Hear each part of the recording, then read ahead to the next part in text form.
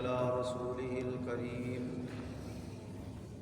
أما بعد فأعوذ بالله من الشيطان الرجيم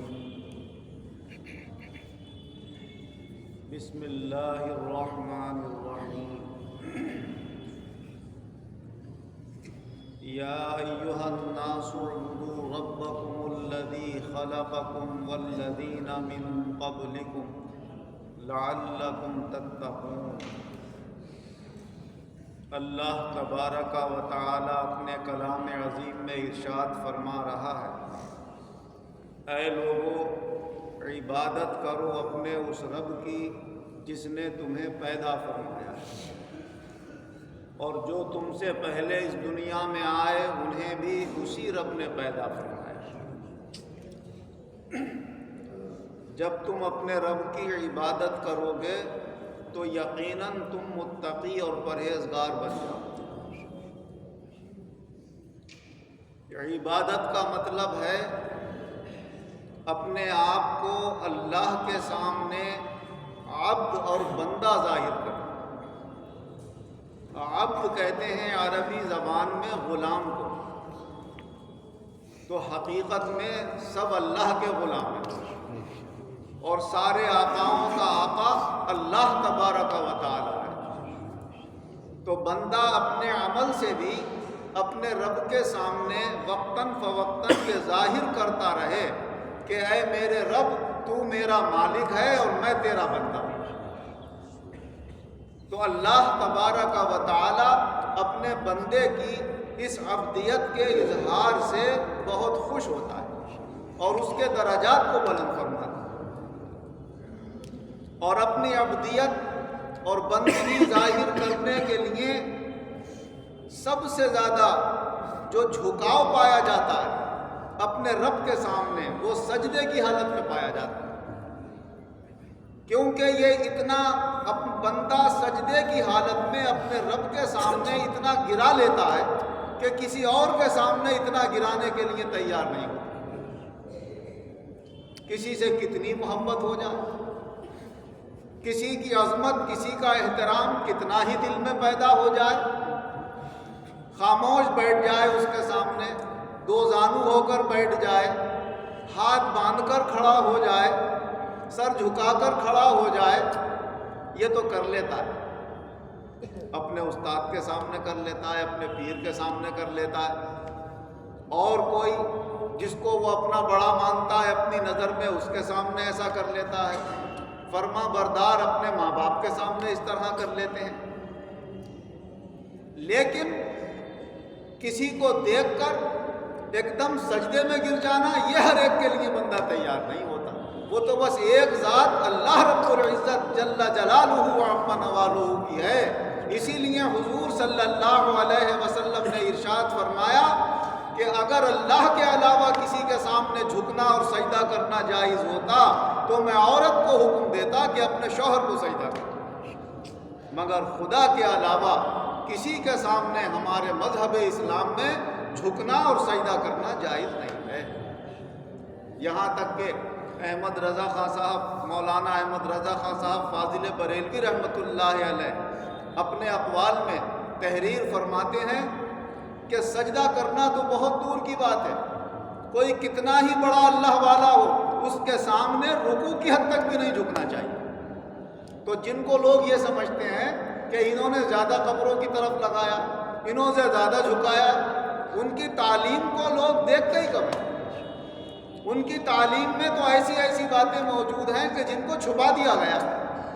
اور ان کے ماننے والوں نے اپنی طرف سے کچھ زیادتیاں کر لی ہیں، بڑھا لی ہیں یا نہیں بڑھائی ہیں، تو لوگوں کو روکتے نہیں اس سے اور سمجھاتے نہیں، ان باتوں کا ذکر نہیں کرتے، ورنہ کتابوں میں ان کی صاف لکھا ہوا ہے۔ جب فتویٰ مانگو ان کے عالم سے کہ ذرا اعلیٰ حضرت کے اقوال کے تحت اور ان کے مسلک کے تحت ہمیں اس پر فتویٰ دے دو، تب لکھ دیں گے فتوے میں کہ ہاں بھائی انہوں نے رکوع کی حد تک بھی جھکنے کو منع قرار دیا ہے اور سجدہ کرنے کو انہوں نے حرام قرار دیا، اور لکھا ہے انہوں نے کہ اگر کوئی شخص کسی کے سامنے ادب و احترام کی وجہ سے سجدہ کرتا ہے تو یہ تو حرام ہے، اور اگر اس کی عبادت کی وجہ سے سجدہ کرتا ہے تو یہ شرک ہے، ایمان سے خارج ہو جائے گا۔ تو یہ سجدہ ایک ایسی ابدیت کا اظہار ہے جو صرف بندہ اپنے رب کے سامنے کر سکتا ہے، کسی اور کے سامنے نہیں کر سکتا۔ اسی لیے حضور نبی اکرم صلی اللہ علیہ وسلم نے ارشاد فرمایا کہ بندہ اپنے رب کے سب سے زیادہ قریب جو ہوتا ہے وہ سجدے کی حالت میں ہوتا ہے۔ فرمایا سجدے میں اپنے رب سے خوب دعا کیا کرو۔ دعا کے معنی عربی میں پکارنے کے آتے۔ تو اگر کوئی اکیلے نماز پڑھ رہا ہے، چاہے فرض نماز ہے، چاہے سنت نماز ہے، چاہے نفل نماز ہے، اگر پکارنے سے مراد یہاں اللہ کی تسبیح لی جائے جو ہم پڑھتے ہیں سجدے میں سبحان ربی الاعلیٰ سبحان ربی الاعلیٰ، تو اکیلے جتنا دل چاہے اس سجدے میں مزہ آئے اتنا ہی لمبا کر دے سجدہ، کوئی حرج کی بات نہیں۔ لیکن جب امامت کر رہا ہے تو پھر مقتدیوں کے لحاظ سے اسے سجدے میں تسبیح پڑھنا ہوتی ہے، 5 بار 7 بار 9 بار 10 بار، جیسے جیسے مقتدیوں کا حال ہوتا ہے، مقتدی پسند کرتے ہیں تو اسی لحاظ سے سجدے میں اللہ کی تسبیح اور پاکی بیان کی جاتی ہے، اللہ کو پکارا جاتا ہے۔ اور اگر دعا سے مراد جو ہم اور آپ دعا کے معنی لیتے ہیں اللہ سے دعا مانگنا، اللہ سے کچھ طلب کرنا،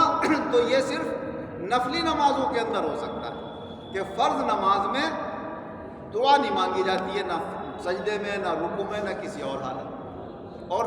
فرض نمازوں کے علاوہ نفل نماز ہے تو عربی زبان میں اگر سنت سے جو ثابت ہیں، حدیث سے جو دعائیں ثابت ہیں، اگر وہ کوئی بندہ پڑھنا چاہے تو سبحانہ کے بعد بھی پڑھ سکتا ہے، رکوع میں بھی پڑھ سکتا ہے، رکوع سے اٹھ کر بھی پڑھ سکتا ہے، سجدے میں بھی پڑھ سکتا ہے۔ تو حضور صلی اللہ علیہ وسلم نفلی نمازوں میں سجدے کی حالت میں دعائیں بھی پڑھ لیا کرتے تھے، اور یہ حدیث پاک سے ثابت ہے۔ حضرت عائشہ صدیقہ رضی اللہ عنہ روایت فرماتی ہیں کہ ایک دن حضور صلی اللہ علیہ وسلم رات میں میرے قریب لیٹے ہوئے، میری آنکھوں میں نیند آ گئی،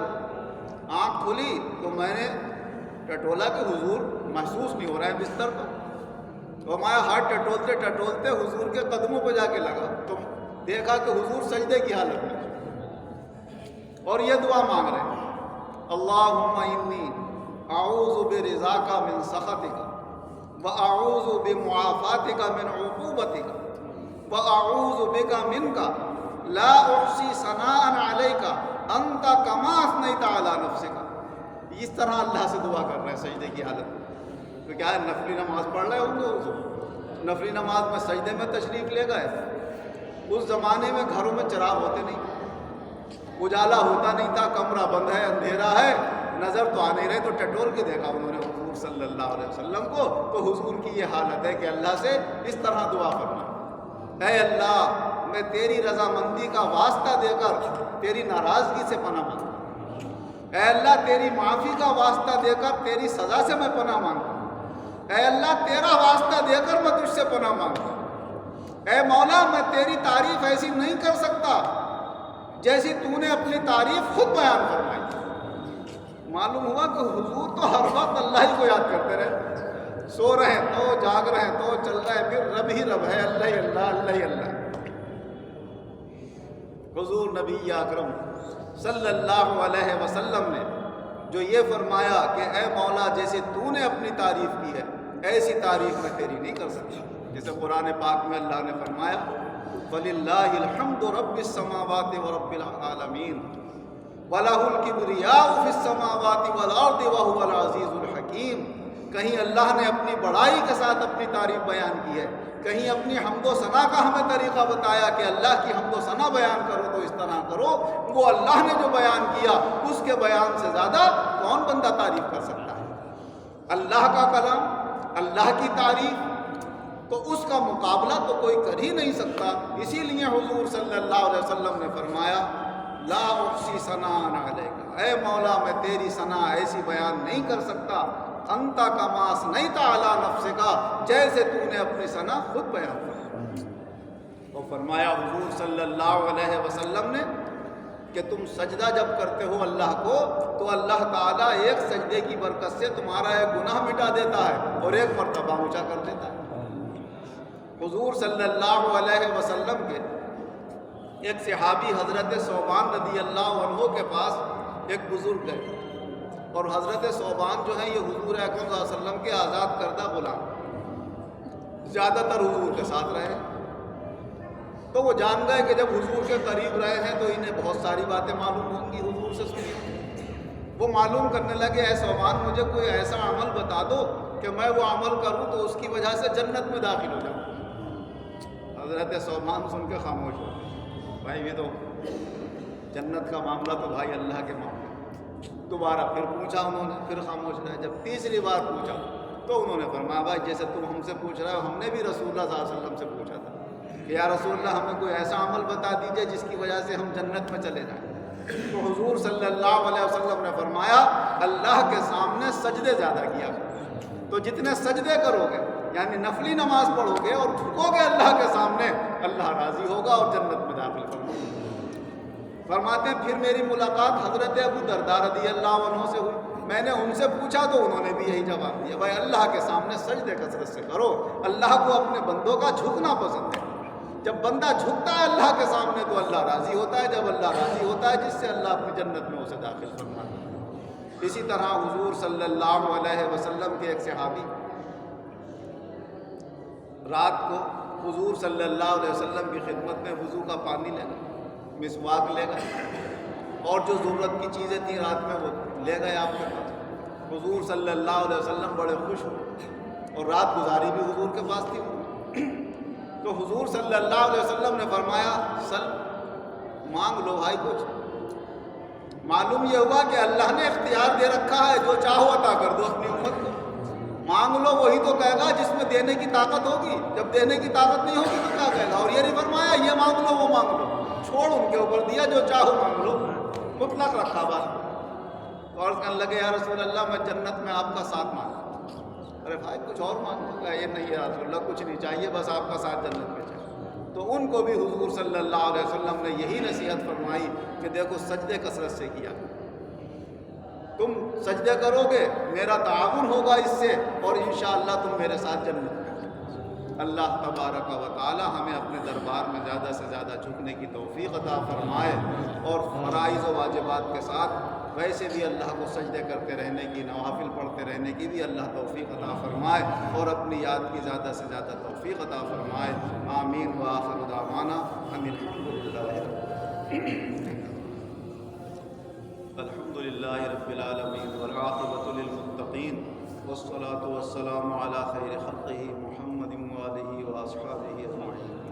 اے اللہ ہم سب مسلمانوں کے گناہوں کو معاف فرما، آئندہ گناہوں سے بچنے کی توفیق عطا فرما، ایک دوسرے کا خیر خواہ اور ہمدرد، بدخواہی سے ہماری حفاظت فرما، ایمانوں میں مضبوطی پیدا فرما، اعمال خیر کی توفیق عطا فرما، بیماروں کو شفا عطا فرما، قرض داروں کو قرضوں سے نجات عطا فرما، بے روزگاروں کو اچھے روزگار عطا فرما، روزگار والوں کے روزگاروں میں خیر و برکت اور ترقی عطا فرما، دنیا اور آخرت دونوں جہان میں ایمان اور عزت کے ساتھ ہم سب مسلمانوں کو شاندار کامیابی عطا فرما، اپنی سب مخلوق پر رحمت کرم فرما، آمین۔